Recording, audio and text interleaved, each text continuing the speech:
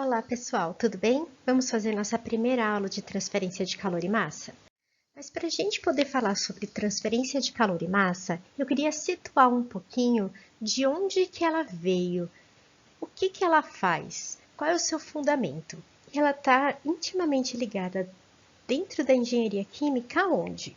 Para eu poder responder isso, eu preciso saber de onde veio a engenharia química. De onde será? Bom, a gente sabe que a engenharia química é o ramo responsável por projetar, construir e operar plantas industriais. Mas isso é uma aplicação. A engenharia química é uma engenharia nova. Ela surgiu após a Revolução Industrial, porque antes disso a química industrial era responsável por toda a parte de produção. Só que com a Revolução Industrial houve um aumento muito grande na indústria. E aí foi percebido que era necessário um novo profissional e que esse profissional fosse capaz de controlar os processos químicos. O primeiro engenheiro químico que foi quem percebeu essa necessidade foi o engenheiro químico George Davis. Ele que criou o primeiro curso de engenharia química, que consistia em 12 palestras e foi feita lá na Universidade de Manchester em 1887. Que fácil seria se a gente tivesse um curso só com 12 palestras, né? Eu falei para vocês de onde veio a engenharia química. Agora eu preciso falar qual é a essência da engenharia química. Quando a gente pensa em engenharia química, a gente pensa sempre no estudo das operações unitárias e dos processos unitários. Mas isso é uma aplicação. A essência da engenharia química está ligada em três princípios, que são os fenômenos de transferência de calor, de massa e de quantidade de movimento. E são esses três fenômenos que regem toda a base da engenharia química, aquilo que dá sustentação para todos os ramos da engenharia química, como a engenharia das reações, nuclear, tecnologia das partículas, entre muitas outras. Neste curso, nós vamos estudar dois dos princípios, que são os fenômenos de transferência de calor e de transferência de massa. Esses três princípios, que são a base da engenharia química, são denominados, em sua grandeza, de fenômenos de transporte. Nós temos três fenômenos de transporte, que é aquele relacionado com a quantidade de movimento, que é em relação à movimentação de fluidos, como, por exemplo, o transporte através de uma bomba. A transferência de calor, que é quando a gente tem transferência de energia, e a transferência de massa. Muita gente confunde a movimentação dos fluidos com transferência de massa, mas a transferência de massa é a transferência de uma espécie química através da diferença de concentração. Vamos falar um pouquinho sobre a transferência de calor primeiro. A primeira vez que foi falado em transferência de calor foi lá em 1686, que o Edmund Halley percebeu que o ar quente subia e o ar frio descia. Foi a primeira vez que foi se cogitada a transferência de energia. Em 1701, Isaac Newton escreveu sua lei de arrefecimento, que a gente vai estudar nesse curso. Em 1798, Benjamin Thompson foi a primeira vez que relacionou o calor com o movimento, falando sobre a transferência de calor, que é o que a gente conhece hoje. Em 1857, o Rudolf Clausius falou para a gente que o calor estava ligado à energia cinética das moléculas, e é aí que vem toda a teoria da transferência de calor. Como a gente viu, a transferência de calor ela vai estar relacionada com a transferência de energia entre corpos. E isso acontece até que esses corpos atinjam o equilíbrio. Isto é, nós temos que ter corpos com diferentes temperaturas para que ocorra esse fluxo, essa transferência de calor.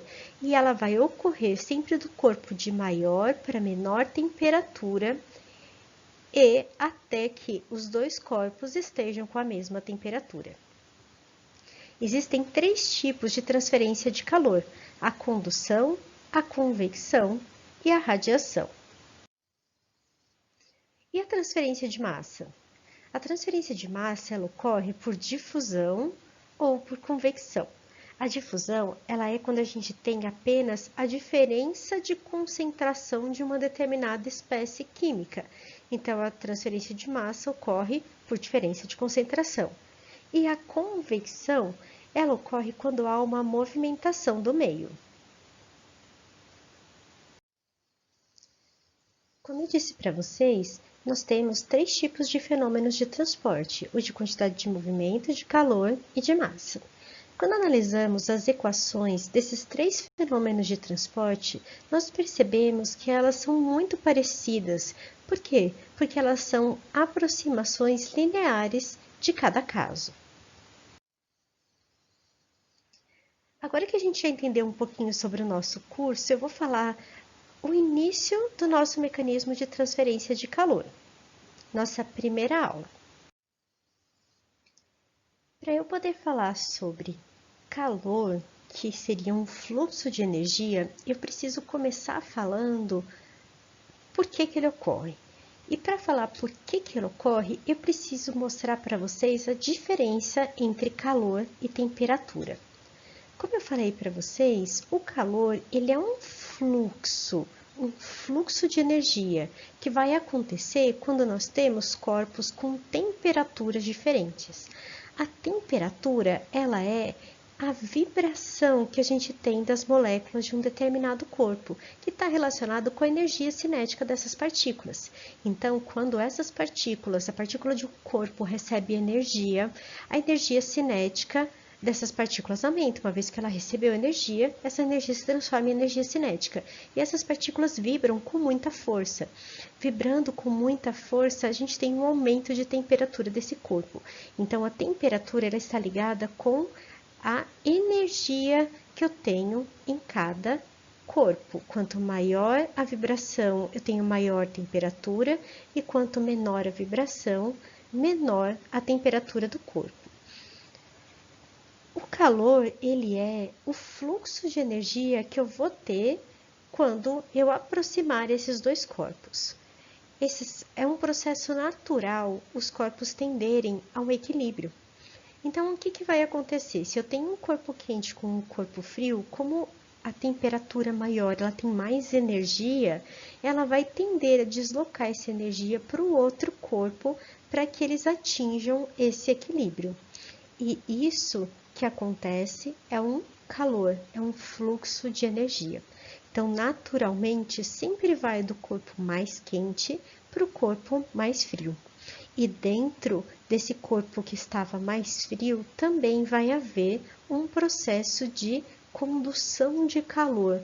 Dentro desse corpo, a gente vai ter o calor progredindo dentro dele, fazendo uma propagação de energia, até que todo o corpo esteja com a mesma temperatura. Então, o fluxo de calor, ou o calor somente, vai ocorrer somente quando nós tivermos corpos com temperaturas diferentes.